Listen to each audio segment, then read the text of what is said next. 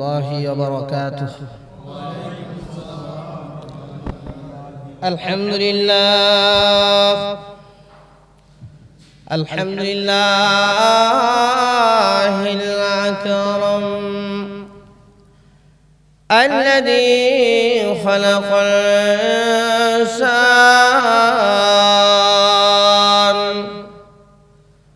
وعلمه ما لم يعلم. سبحان الله لا يحصى ثناؤه امتنانا على اللسان الذي لا ضد له ولا ند له ولا مثل له ولا مثال له ولا إله إلا هو. أما بعد فأعوذ بالله من الشيطان الرجيم.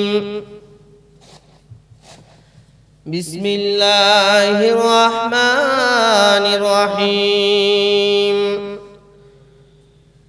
سبحان الذي أسرى بعبده ليلا من المسجد الحرام إلى المسجد الأقصى الذي باركنا حوله لنريه من آياتنا إنه هو السميع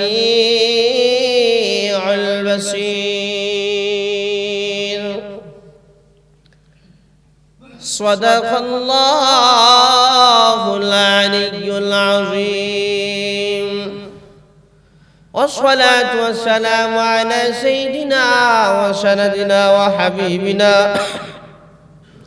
وشفيعنا ومولانا محمد وعلى آله وأصحابه وبارك وسلم تسليما كثيرا كثيرا.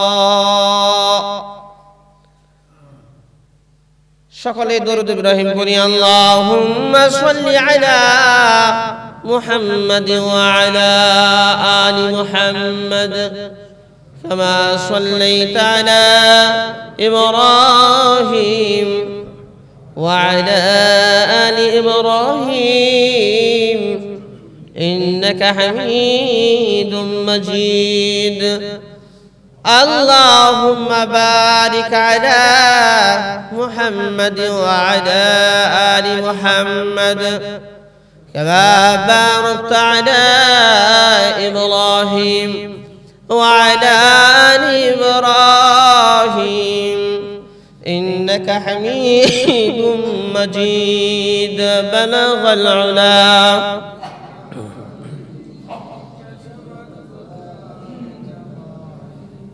حسنت جميع خصاله صلوا بلغ العلا بكماله كشف الدجى بجماله حسنت جميع خصاله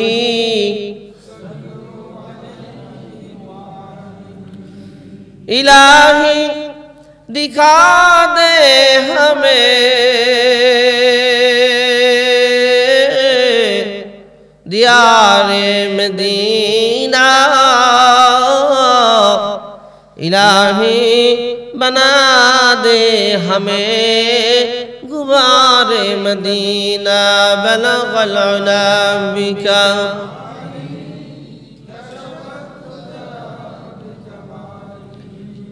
حسنت جميع خصاله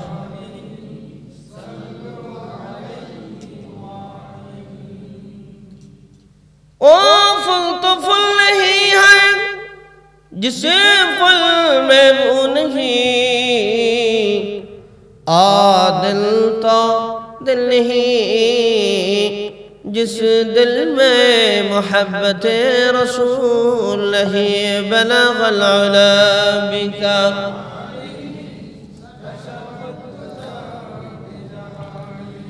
हसनत जमीअ ख़िसालिही सल्लल्लाहु अलैहि व आलिहि मोहम्मद ने आकर कुफ्र को मिटाया मोहम्मद ने आकर कुफ्र को मिटाया कुफ्र को मिटाकर सदाकत बताया कुफ्र को मिटाकर सदाकत बताया दिन की सूरज डूब रही है हम लोगों के सामने दिन की सूरज डूब रही है हम लोगों के सामने रोज़े महशर क्या जवाब है मुस्तफ़ा के सामने रोज़े महशर क्या जवाब है मुस्तफ़ा के सामने बातिल से दबने वाले आया आसमां नहीं हम बातिल से दबने वाले आसमां नहीं हम सबर कर चुका हो इम्तिहा हमारा सबर कर चुका हो इम्तिहा हमारा अल्हम्दुलिल्लाह महान अल्लाह सुब्हानाहु व तआलार दरबारे लक्ष कोटि शुक्र जे महान अल्लाह रब्बुल आलामीन আমাদেরকে রজব মাসের 9 তারিখ জুমার দিনে দোয়া কবুলের দিনে মুসলমানদের সাপ্তাহিক ঈদের দিনে আদম আলাইহিস সালাতু ওয়াস সালামকে বানানোর দিনে যেই দিন কিয়ামত হবে জুমার দিনে আল্লাহর ঘর মসজিদে আসার এবং বসার তৌফিক দিলেন কলিজার ভিতর থেকে অন্তরের অন্তঃস্থল থেকে দিল থেকে জবান খুলে উচ্চ আওয়াজে বলি আলহামদুলিল্লাহ আল্লাহ সুবহানাহু ওয়া তাআলা শেষ নবীর উম্মত হিসেবে আমাদেরকে প্রেরণ করেছেন এটা আমাদের ভাগ্য আল্লাহ রাব্বুল আলামিন আমাদেরকে জুমার দিন দিয়েছেন এটি আমাদের কিসমত আল্লাহ সুবহানাহু ওয়া তাআলা না চাইতেই এত সম্মান এত ইজ্জত দিয়েছেন শুকরিয়া আদায় করে শেষ করা যাবে না সারা জিন্দেগি আদায় করলো এইজন্য আবার বলি আলহামদুলিল্লাহ বিশ্ব নবী সৈয়দুল মুরসালিন খাতামুন নবিয়্যিন সরদারে দু জাহাঁ সমস্ত নবীদের সরদার নেতা ইমাম আল্লাহ সুবহানাহু ওয়া তাআলা যাকে সবচাইতে বেশি ভালোবাসেন মহব্বত করেন সেই নবী সেই রাসূল সাল্লাল্লাহু আলাইহি ওয়াসাল্লাম মক্কার জমিনে অনেক কষ্ট মুজাহাদা করছেন কাফের বেঈমানদের লাঞ্ছনার শিকার হয়েছে হুজুর সাল্লাল্লাহু আলাইহি ওয়াসাল্লাম দ্বীনের দাওয়াত দিতে গিয়ে গালিগালাজের শিকার হয়েছেন রক্তাক্ত হয়েছেন চাচা আবু তালেব যতটুকু সম্ভব ভাতিজাকে সেভ করার চেষ্টা করেছে যদিও সে ইসলাম গ্রহণ করে নাই হুজুর সাল্লাল্লাহু আলাইহি ওয়াসাল্লামের চাচা আবু তালিবের ইন্তেকাল হয়ে গেল এদিকে নিজের স্ত্রী খাদিজাতুল কুবরা রাদিয়াল্লাহু তাআলা আনহা দ্বীনের জন্য, ইসলামের জন্য সমস্ত সম্পদ যিনি আল্লাহর রাস্তায় কুরবানি করেছেন এবং সব দিক থেকে স্বামীর সহযোগিতা করেছেন, সেই খাদিজাতুল কুবরা রাদিয়াল্লাহু আনহা আমাদের আম্মা জানেরও ইন্তেকাল হয়ে গেল। হুজুর সাল্লাল্লাহু আলাইহি ওয়াসাল্লাম তায়েফে গেলেন। তায়েফের মানুষ চিনল না, ছোট ছোট বাচ্চাদেরকে লেলিয়ে দিল। হুজুর সাল্লাল্লাহু আলাইহি ওয়াসাল্লামকে পাথর নিক্ষেপ করে, কঙ্কর নিক্ষেপ করে রক্তাক্ত করল। নাউজুবিল্লাহ বলবেন না, ঘুমায় থাকবেন আজকে। এমত অবস্থায় আল্লাহ রাসূল দাওয়াতের কাজ করে কিছু মানুষ ইসলাম গ্রহণ করেছে। রাসূলের মন খারাপ, রাসূলের মনটা খারাপ। হুজুর সাল্লাল্লাহু আলাইহি ওয়াসাল্লাম বিষণ্ণ মনে বসে থাকেন। এত কষ্ট, এত নির্যাতন, জ্বালা যন্ত্রণা, যারা একটু সহযোগিতা করত এরাও দুনিয়ার জমিন থেকে চলে গেল, আল্লাহ তাআলা উঠায় নিলেন। এমত অবস্থায় আল্লাহ রাসূলের মনটা একটু খারাপ। আল্লাহর কি ভালো লাগবে? কথা বুঝেন কিনা আল্লাহই জানে। কথা কি বোঝা যায় না? অসুবিধা হয়।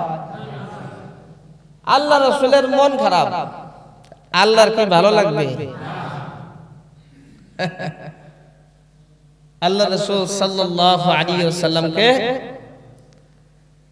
স্পেশাল সারপ্রাইজ দেওয়ার জন্য, হুজুর সাল্লাল্লাহু আলাইহি ওয়াসাল্লামের জন্য স্পেশাল মর্যাদা, স্পেশাল গিফট দেওয়ার জন্য জিবরাইল আলাইহিস সালাতু ওয়াস সালামকে আল্লাহ তাআলা নিজে পাঠাইলেন। জিবরাইল, যা, তোর হাত দিয়ে দিব না, বরং আমি আল্লাহ আমার নিজের বাড়িতে আইনা তারপরে গিফট দিব।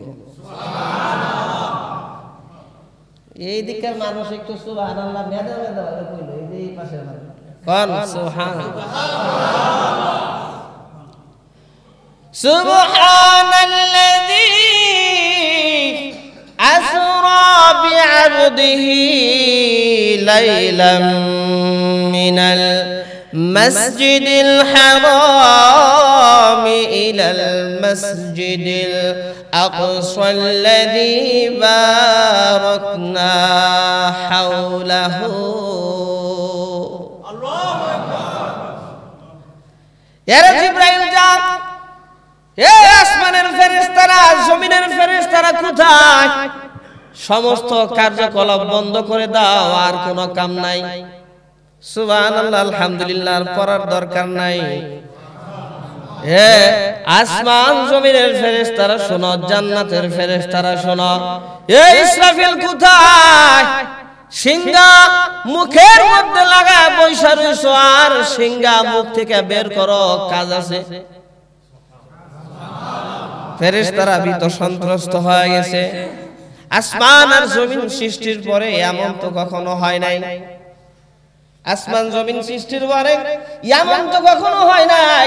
আল্লাহ রাব্বুল আলামিন বলেছেন সব কাজ বন্ধ করে দাও, এরকম তো কোনোদিন হয় নাই। হঠাৎ করে কি হয়ে গেল? আল্লাহ রাব্বুল আলামিন বলতেছেন সব কাজ বন্ধ করে দাও, সব কাজ বন্ধ করে দাও। কথা শোনো, কথা শোনো। ইসরাফিল কোথায়?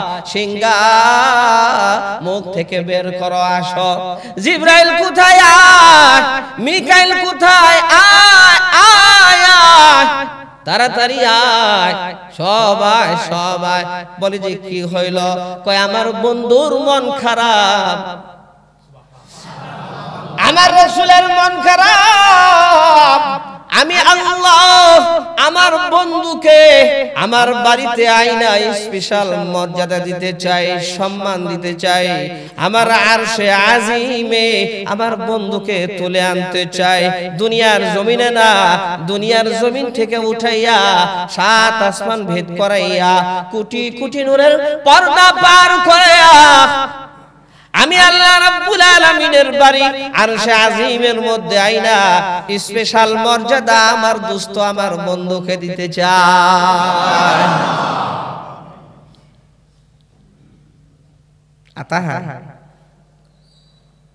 সুবহানাল্লাযী أسرى بعبده ليلا من المسجد الحرام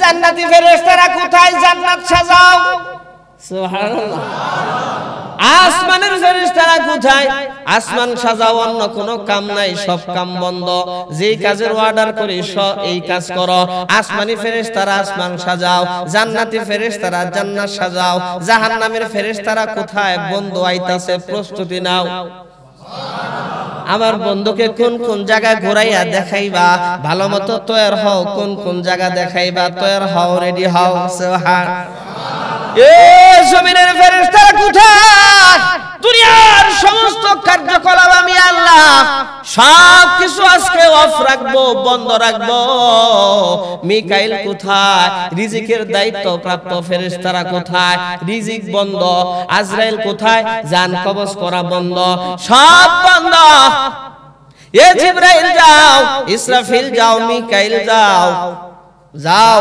আজরাইল যাও আমার বন্ধুকে সম্মান দিয়া ইজ্জত দিয়া জান্নাত থেকে বুরাক নিয়ে যাও স্পেশাল বাহন নিয়ে যাও আমার বন্ধুকে শুভেচ্ছা স্বাগতম জানাইয়া তাড়াতাড়ি করে নিয়ে আসো নিয়ে আসো নিয়ে আসো আল্লাহ নবী রাহমাতুল লিল আলামিন হিজরতের আগ মুহূর্তে নবুয়তের 10ম বছরের ঘটনা আল্লাহ নবী হাতিমে কাবার মধ্যে ঘুমন্ত অবস্থায় আছেন এমন সময় জিবরাইল আলাইহিস সালাতু ওয়াস সালাম ফেরেশতাদের স্পেশাল জামাত নিয়ে হাজির হয়ে আল্লাহ নবীকে সালাম দেন আল্লাহ নবী সালামের জবাব দেন উঠা বসলেন জিবরাইল কি হইছে ব্যাপার কি বুঝলাম না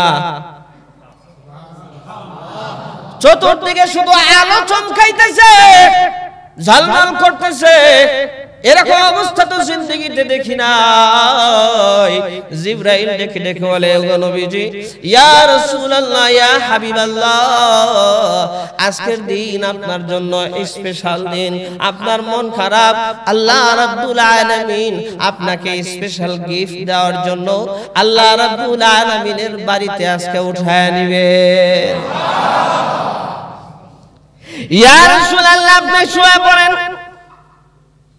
শুয়ে পড়ুন মানে ঘুমাইতে কোন নাকি কই না ইয়া রাসূলুল্লাহ উর্দু জগতের আশ্চর্য বিষয় আছে ধৈর্য ধারণ করার ক্ষমতার একটা বিষয় আছে উর্দু জগতের এমন কিছু বিষয় আছে এই মানব দেহ বরদাস্ত করতে পারে না আপনি শুন আপনাকে কুদরতি অপারেশন করতে হবে আল্লাহ নবী শুয়ে পড়লেন আল্লাহ নবীর সিনা থেকে নাভির উপর পর্যন্ত জিবরাইল আলাইহিস সালাতু ওয়াস সালাম ভালোমতো ফাইরা ভেতর থেকে কলব বের করে এরপরে স্বর্ণের পেয়ালার মধ্যে জমজম কূপের পানি দ্বারা ধৌত করে নূর দিয়ে আলো দিয়ে হিকমত দিয়ে প্রজ্ঞা দিয়ে ভরপুর করে আবার সুন্দর মতো লাগায় দিলেন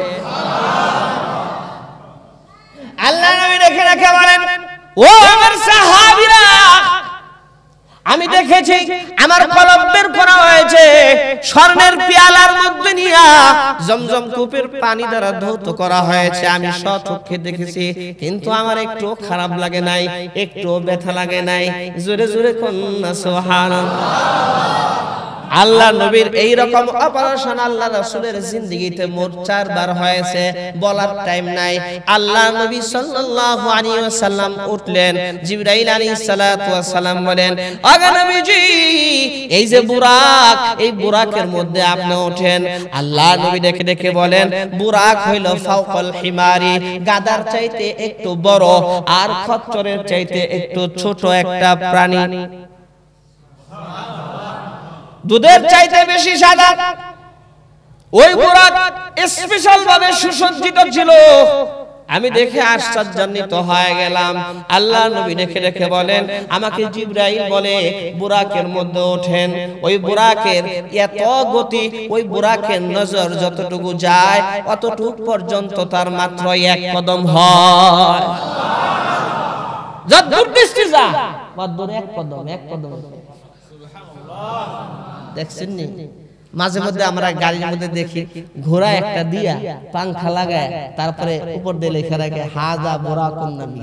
আরে ওই বুরাক তো কেউ দেখে না, ওই বুরাক এমন বুরাক ছিল ওটা কেউ দেখেও নাই, কল্পনাও করে নাই, আল্লাহ রাসূল স্বচক্ষে দেখেছেন। সুবহানাল্লাহ। ওইটা একটা কাল্পনিক আর কি, আকার ছবি টবি বানায় রাখছে, কাল্পনিক। ওইটার সাথে বাস্তবতার সাথে এরকম মিল নাই। আল্লাহ সুবহানাহু ওয়া তাআলা ভালো জানেন, আল্লাহ রাসূল ভালো জানেন সেই বুরাক কেমন বুরাক ছিল। আল্লাহ নবী রেখে রেখে বলেন, বুরাকের পিঠে আমি চড়লাম, এই বুরাক একটানে আমাকে বাইতুল মুকাদ্দাস পর্যন্ত নিয়ে গেল। বাইতুল মুকাদ্দাসের চত্বরে যখন গেলাম, একটা পাথরকে ছিদ্র করে জিবরাইল আলাইহিস সালাতু ওয়াস সালাম সেই বুরাককে বাঁধলেন, সেই বাহনকে বাঁধলেন, পাথর ছিদ্র করে ওই ছিদ্রের ভিতর দিয়ে রশি ঢুকাইয়া বুরাককে বেঁধে রাখলেন, থাক এই জায়গায় থাক। জিবরাইল আলাইহিস সালাতু ওয়াস সালাম বাইতুল মুকাদ্দাসে গিয়ে আযান দিলেন, জিবরাইল নিজে মুয়াজ্জিন সাহেব। আল্লাহ সুবহানাহু ওয়া তাআলা আল্লাহ নবী বিশ্ব নবীর সম্মানার্থে যত নবী রাসূল দুনিয়ার জমিনে এসেছিল, আল্লাহ রাব্বুল আলামিন সমস্ত নবী রাসূলদেরকে আসমান থেকে পাঠিয়ে দিলেন। কাতার সোজা হয়ে গেল, আযান হয়েছে, কাতার সোজা হয়ে গেছে, নামাজের জন্য সবাই অপেক্ষা করতেছে। মুয়াজ্জিন হইল কে? জিবরাইল নিজে হইল মুয়াজ্জিন। আল্লাহ নবী অপেক্ষা করতেছেন, নামাজের ইমামতি করবে কে? জিবরাইল ডেকে ডেকে বলেন, ইয়া রাসূলুল্লাহ, ইয়া হাবিবাল্লাহ, আজকের ইমামতির যোগ্যতা একমাত্র আপনার, হকও একমাত্র আপনার। আল্লাহ রাব্বুল আলামিন আপনাকে এত ভালোবাসেন, এত মহব্বত করেন, আল্লাহ রাব্বুল আলামিন সমস্ত নবী রাসূলদের ইমাম আজকে আপনাকে বানাবেন, এবং আল্লাহ তাআলা প্রমাণ করে দিবেন আমার নবী হইল সমস্ত নবী রাসূলদের ইমাম। সামনে যান, সামনে যান, ইয়া রাসূলুল্লাহ ইমামতি করেন। হুজুর সাল্লাল্লাহু আলাইহি সাল্লাম সামনে গিয়ে 2 রাকাত নামাজ পড়াইলেন। নবী রাসূলরাও সাংঘাতিক খুশি, আরে শেষ নবী, শ্রেষ্ঠ নবীর পিছনে আমরা নামাজ পড়লাম। সুবহানাল্লাহ। হুজুর সাল্লাল্লাহু আলাইহি সাল্লাম বলেন, জিবরাইল এখন কেমনে কি? কয় এখন তো উপর দিকে যেতে হবে। হুজুর সাল্লাল্লাহু আলাইহি সাল্লামের মক্কা থেকে বাইতুল মুকাদ্দাস পর্যন্ত ভ্রমণকে ইসরা বলা হয়। কি বলা হয়? ইসরা বলা হয়। আর বাইতুল মুকাদ্দাস থেকে 7 আসমান আল্লাহ তাআলার আরশে আজিম পর্যন্ত ভ্রমণকে মেরাজ বলা হয়।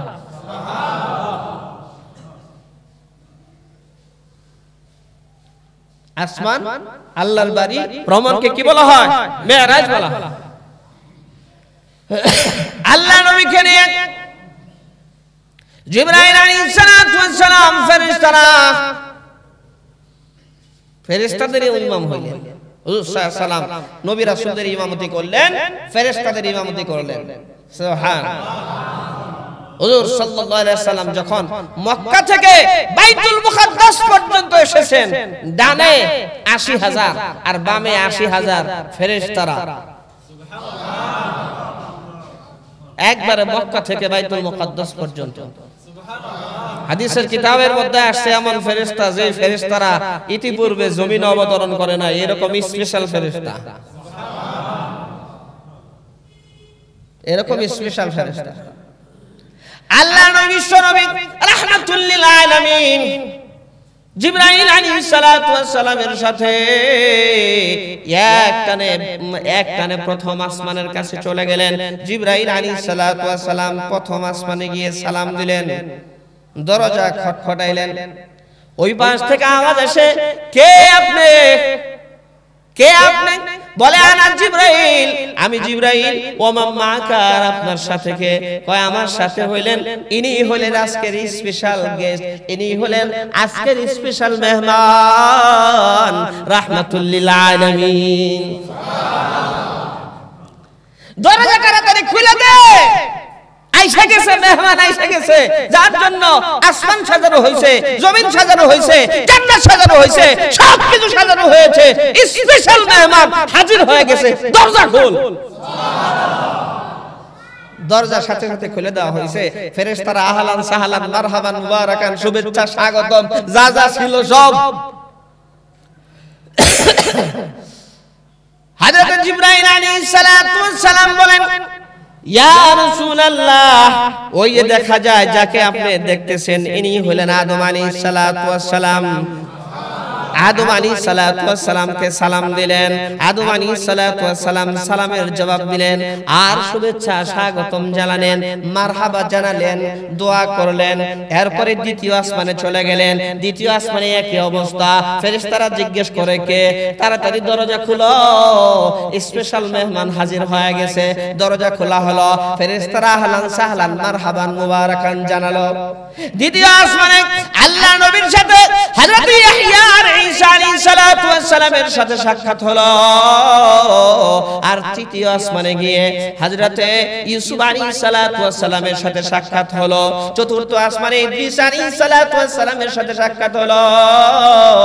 পঞ্চম আসমানে হারুন আলাইহিস সালাতু ওয়াস সালামের সাথে সাক্ষাৎ হলো। ষষ্ঠ আসমানে হযরত মূসা কালিমুল্লাহর সাথে সাক্ষাৎ হলো। মূসা আলাইহিস সালাতু ওয়াস সালাম আফসোস করে বলতেছিলেন, ইনি হলেন সেই নবী, সেই রাসূল,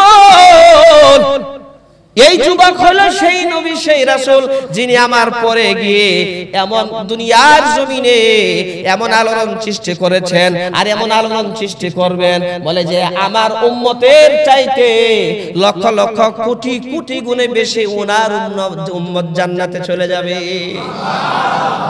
ষষ্ঠ আসমানে হযরত মূসা আলাইহিস সালাতু ওয়াস সালামের সাথে সাক্ষাৎ হলো।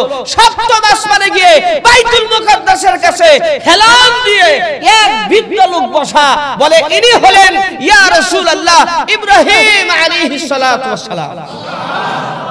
ইব্রাহিম আলাইহিস সালাতু ওয়াস সালামের সাথে কথোপকথন হলো। হুজুর সাল্লাল্লাহু আলাইহি ওয়াসাল্লাম বলেন, ইব্রাহিম আলাইহিস সালাতু ওয়াস সালামের সাথে আমার কিছুটা মিল আমি খুঁজে পাইলাম। আল্লাহ রাসূল তো ইব্রাহিমের বংশধর। সুবহানাল্লাহ, আল্লাহু আকবার। আল্লাহ তাআলা কি বানায় রাখছেন, কেমন নবী পাইছি আমরা, কেমন রাসূল পেয়েছি, যেই নবীর যেই রাসূলের সরাসরি মেরাজ হয়েছে, আল্লাহর সাথে সরাসরি সাক্ষাৎ হয়েছে। কোন নবী রাসূলদের হয়েছে মেরাজ হয়েছে?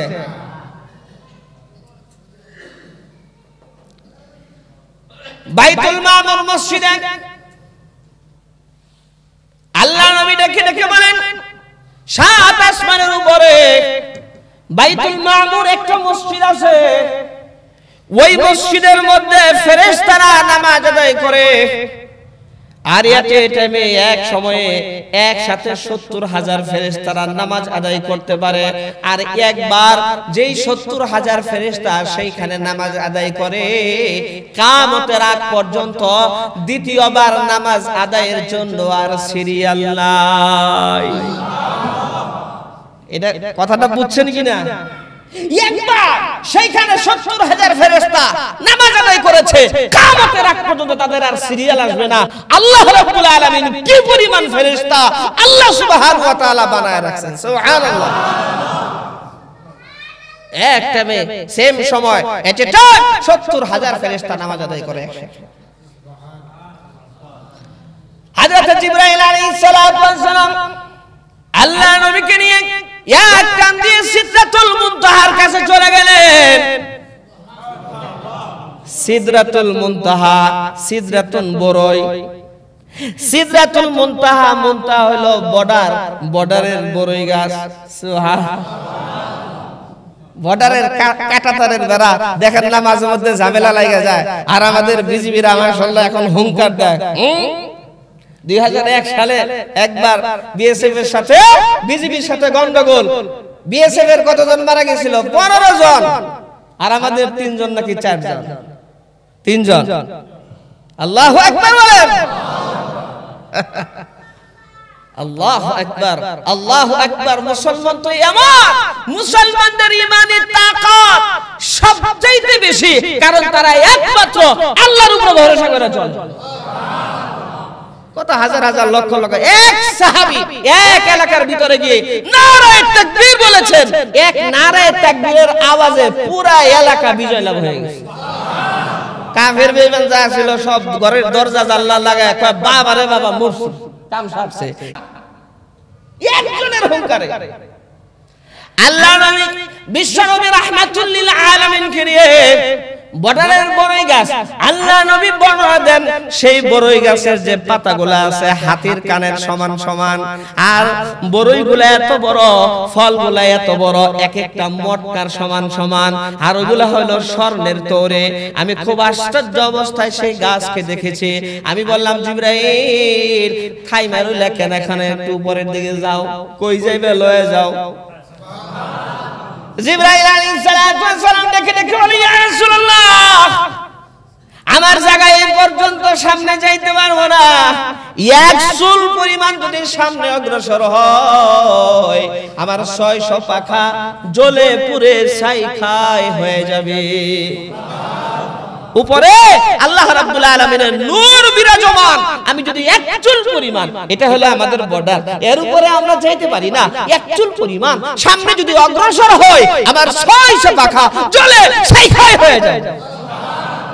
अगर अक्सरे मो ये बरतर परम, अगर अक्सरे मो ये बरतर परम, फरूगे तजल्ली बसुजत परम। কয়েক চুল পরিমাণ সামনে যদি অগ্রসর হয় আল্লাহর নূরের তাজাল্লিতে জ্বলে ছাই হয়ে যাব। হুজুর সাল্লাল্লাহু আলাইহি ওয়াসাল্লাম বলেন জিবরাইল আমি কিভাবে যাব? আপনার জন্য স্পেশাল বাহন আসতেছে, এই নূরের আল্লাহ রাব্বুল আলামিনের যে নূর, এই নূরের ভিতর দিয়ে চলাচলের জন্য একটা স্পেশাল বাহন আসতেছে, ওই বাহনের নাম হলো রফরফ। আবার বলেন না সুবহানাল্লাহ। কিতাবের মধ্যে হাদিসের মধ্যে এটা বর্ণনা আসছে, এটা গদির মতো, এটা হেলান দেয়া যায়, এখানে বৈশা দেখা যায়, শোয়াও যায়, আল্লাহ রাসূলের যাতে কোনো কষ্ট না হয়। রফরফ আসছে, ইয়া রাসূলুল্লাহ আপনি উঠেন, এই রফরফ আল্লাহ তাআলার আরশে আজিমের সিঁড়ি পর্যন্ত চলে যাবে। হুজুর সাল্লাল্লাহু আলাইহি ওয়াসাল্লাম উঠছেন, হুজুর সাল্লাল্লাহু আলাইহি ওয়াসাল্লাম রফরফ নামক বাহনে যখন উঠলেন একবারে আল্লাহ রাব্বুল আলামিনের আরশে আজিমের সিঁড়ির মধ্যে লাগেন।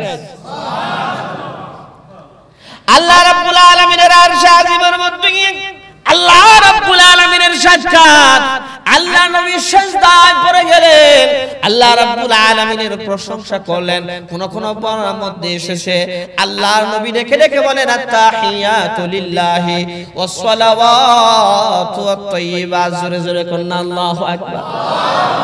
ও আল্লাহ কেমন সৌভাগ্য দিয়েছো, এত সম্মান, এত ইজ্জত।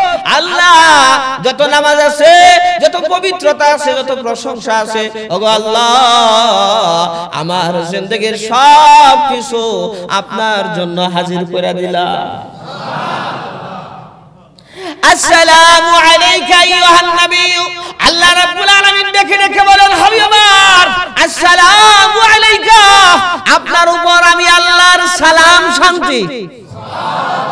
আসসালামু আলাইকা আইয়ুহান নবী ওয়া রাহমাতুল্লাহি ওয়া বারাকাতুহু। আমার সালাম, আমার শান্তি, আমার রহমত, আমার বরকত সব কিছু আপনাকে আমি দিয়ে দিলাম।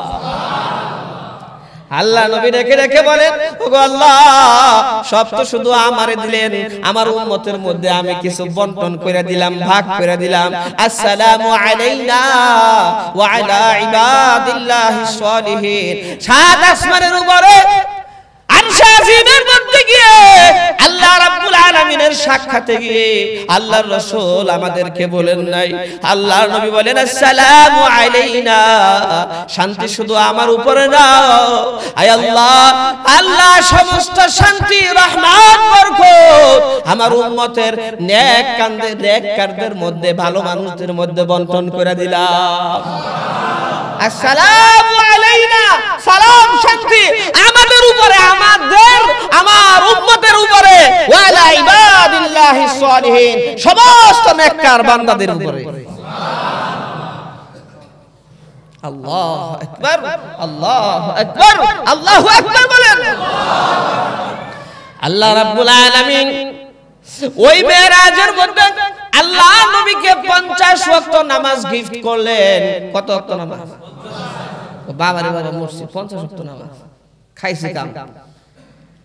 আল্লাহ রাব্বুল আলামিন 50 ওয়াক্ত নামাজ দিলেন। 2 নম্বরে সূরা বাকারার শেষের 3 আয়াত দিলেন। আর 3 নম্বরে হলো শিরক মুক্ত হয়ে আল্লাহ রাব্বুল আলামিনের সাথে যারা সাক্ষাৎ করবে, আল্লাহ রাব্বুল আলামিন বলেন তাদের জিন্দেগীর সব গুনাহ আমি maaf করে দিব। আল্লাহ নবী বিশ্ব নবী রাহমাতুল লিল আলামিন আল্লাহর সাথে সাক্ষাতের পর কথাবার্তা বলার পরে এরপরে আল্লাহ রাসূল ফিরে আসলেন।